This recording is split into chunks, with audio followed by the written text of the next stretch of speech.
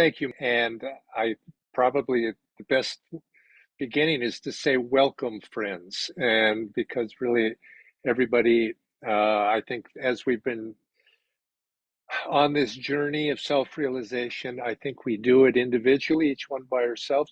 But really, isn't it true that we do this as friends? And I think that's what makes life very much wonderful. And I want to talk about friendship in a little bit in a sort of an overview this week, but it's a big subject. As the more I started thinking about it, I could go on and on and on, but we have limited time.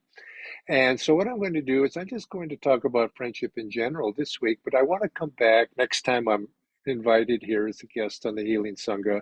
I'll come back and say a few words about practically how do we cultivate friends and how do we obstacles and all of those sorts of things. But even then, I'm going to be hard pressed to keep within time limits.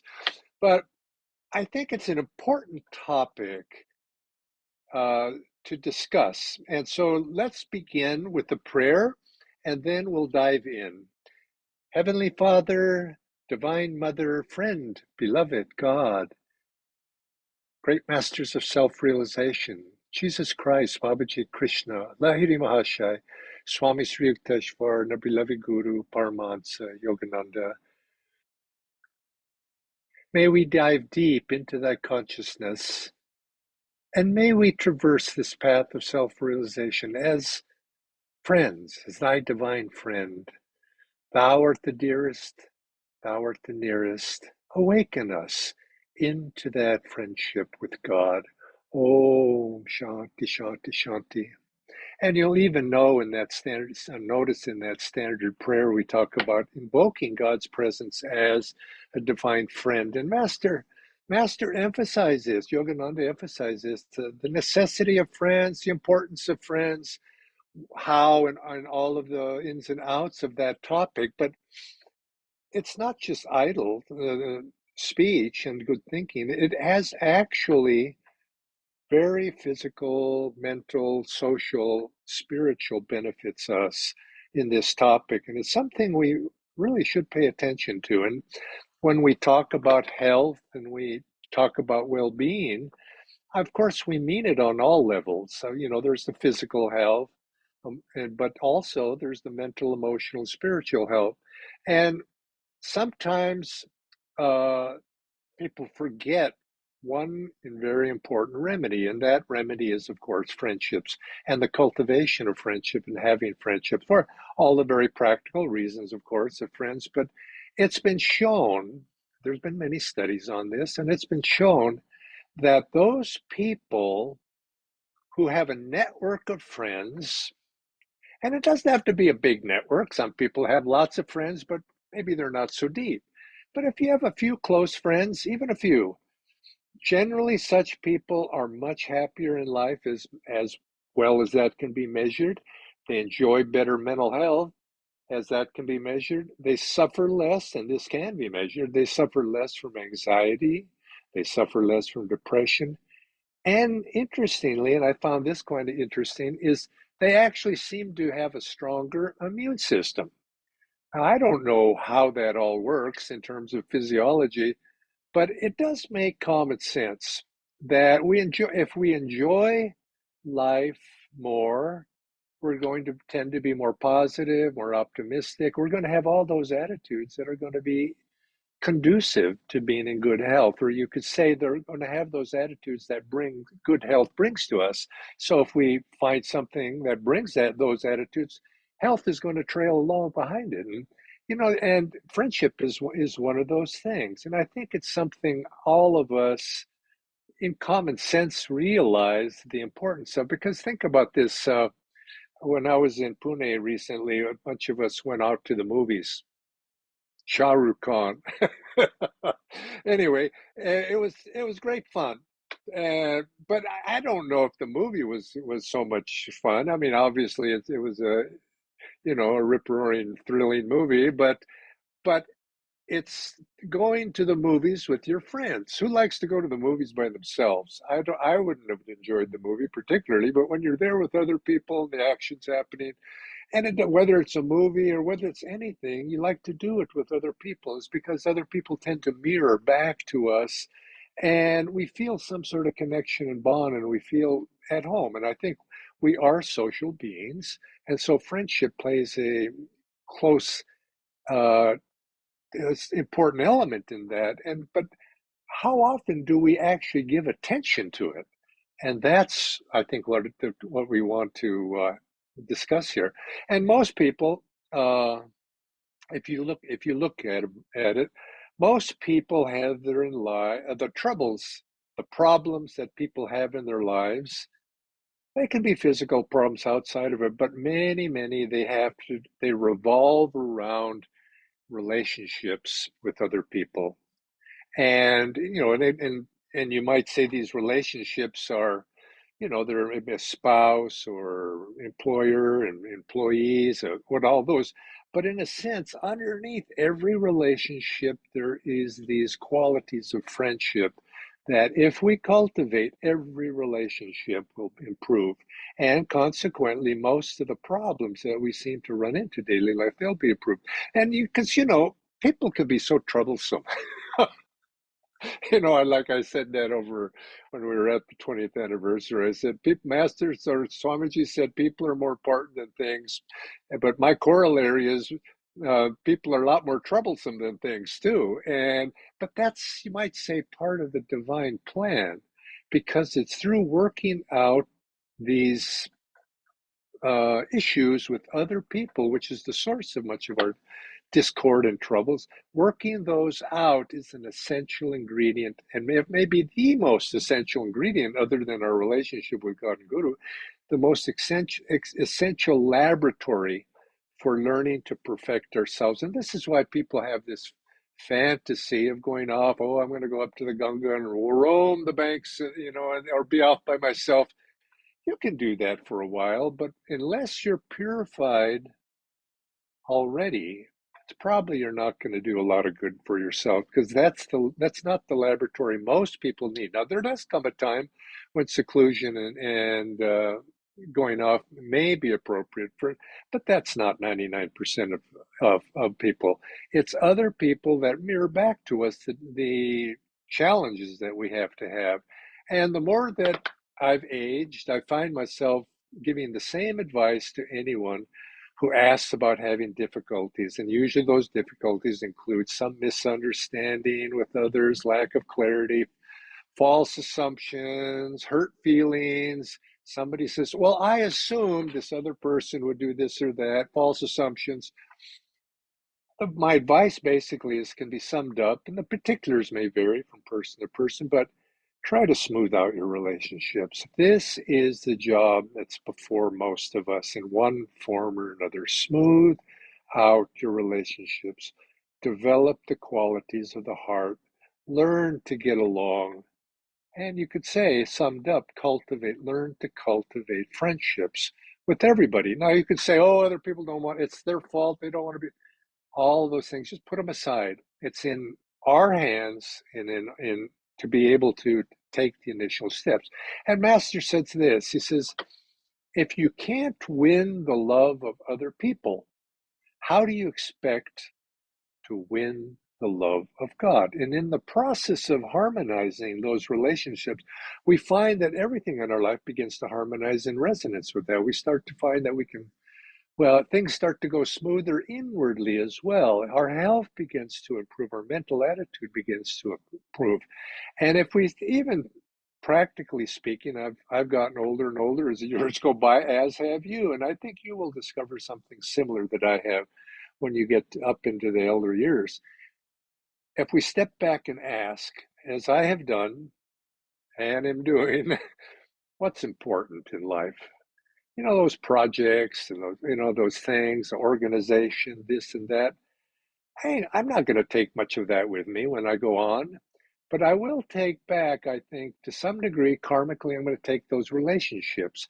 The karma that we bought with that strong karma that we have in light is not so much with things.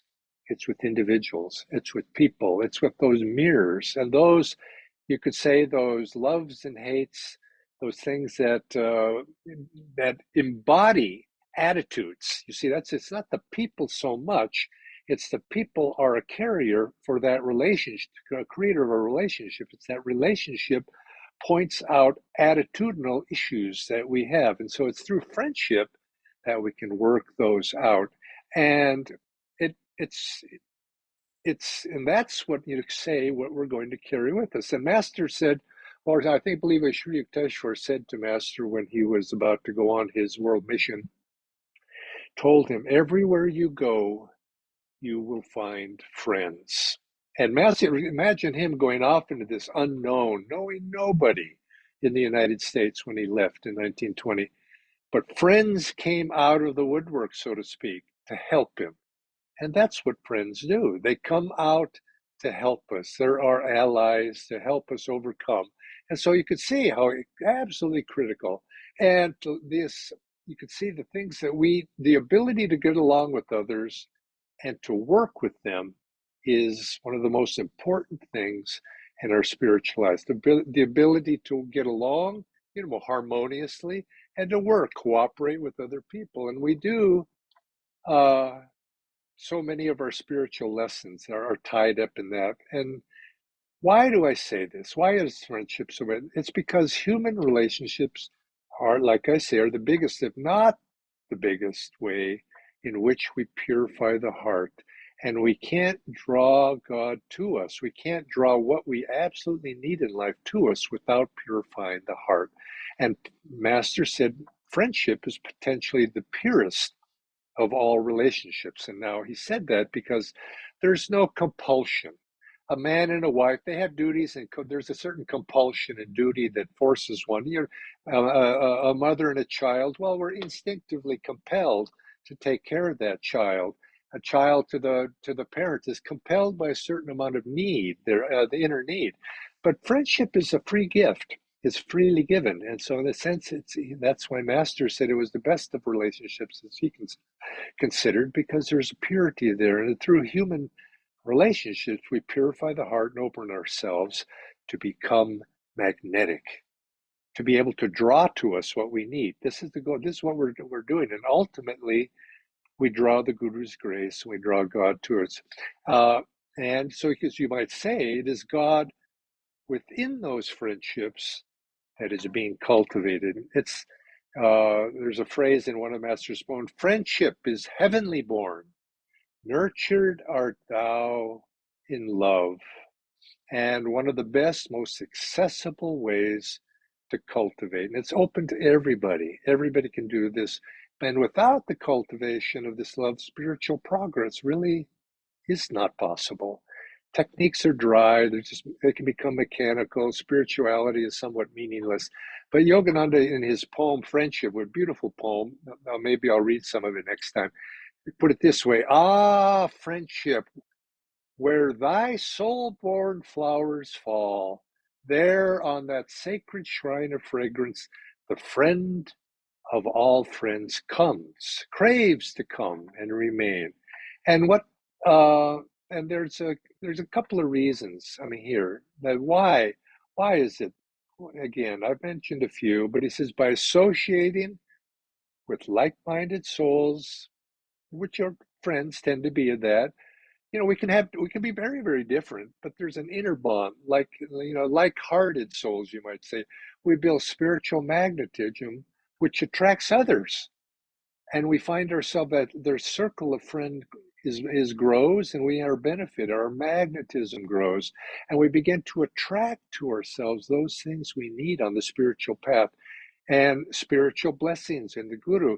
You find the loners, they don't develop that magnetism, and that they're very, very exceptional. Now, there does come a point when we can go that way by ourselves, but even then, we go and we attract friends to us. Swamiji was booted out of SRF. He lost all his friends, but his magnetism was such that very quickly he drew new friends to us. And it's based on shared high ideals.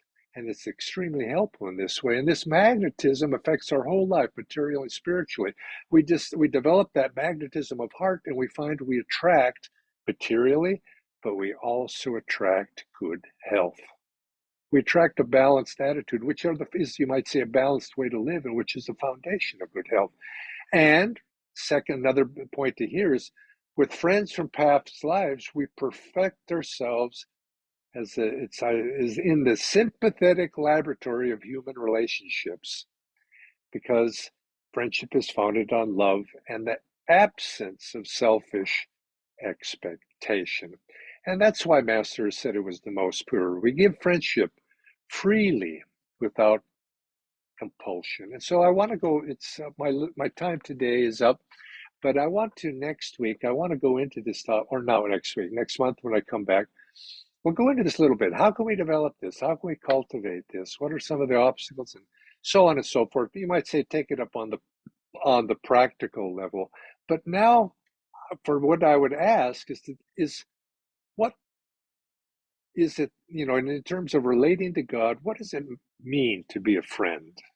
Approaching the divine as a friend, it's love. And then in that love of friendship, that friendship love, let us expand that out, because ultimately we want to embrace all souls in an aura, an embrace of friendship. And in a sense, I think there's an element here for helpfulness for the whole world at large.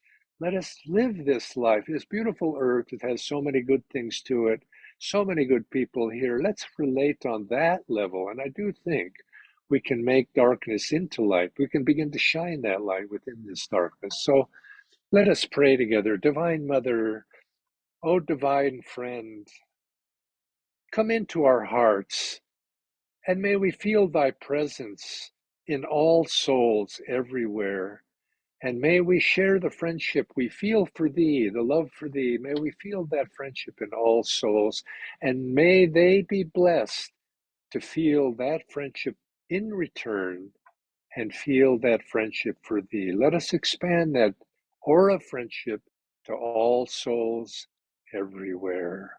Let's rub our hands together, and let's send these out into the world with blessings of 3 ohms together. Om.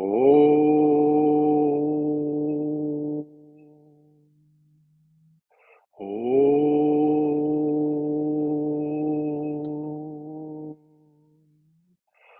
Om.